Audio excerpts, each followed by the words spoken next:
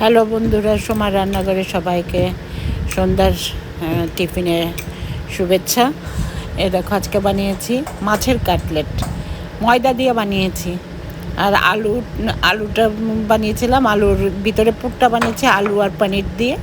মানে তোমরা এখন চিকেন দিয়েও বানাতে পারো, আবার মাছ দিয়েও বানাতে পারো। আমি তো আজকে নিরামিষ করেছি, তো তোমরা এটা আমিষও বানাতে পারো। দেখো, এভাবে বানাতে হবে। ময়দাটাকে আগে ময়াম দিয়ে মেখেছিলাম, তারপরে এরকম সাইড দিয়ে কেটে কেটে মাছের আকারে এটাকে করে নিয়েছি,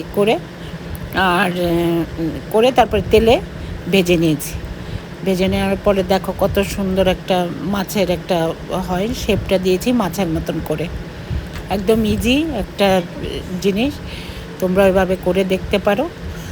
খুব টেস্ট হয়েছিল কিন্তু জিনিসটা। তারপরে তেলে হালকা হাতে একটু ভাজতে হয়, হালকা হাতে করলে জিনিসটা খুব সুন্দর হয়। আর এই যে পুরটা বানিয়েছি আলু পনির দিয়ে, পেঁয়াজ আর কাঁচা লঙ্কা দিয়ে বানিয়েছি। তোমরা এটা চিকেন দিয়েও বানাতে পারো, চিকেন কিমা করে ওটা দিয়ে করে চিকেন দিয়েও করা যায়। আবার নিরামিষও বানাতে পারো, আবার মাছেরও পুর ভরে ওটার মধ্যে করতে পারো। দেখো জিনিসটা কেমন হয়েছে। তোমরা একটা লাইক, কমেন্ট, শেয়ার আর সাবস্ক্রাইবার ফলো করো আমাকে। দেখো, আর কালো জিরে দিয়ে উপরে একটু একটু করে চোখটা করে দিয়েছিলাম। এভাবে করে দেখো জিনিসটা কত সুন্দর দেখা যায়। এভাবে মাছের কাটলেট কেউ আসলে বানিয়ে দিও, দেখলে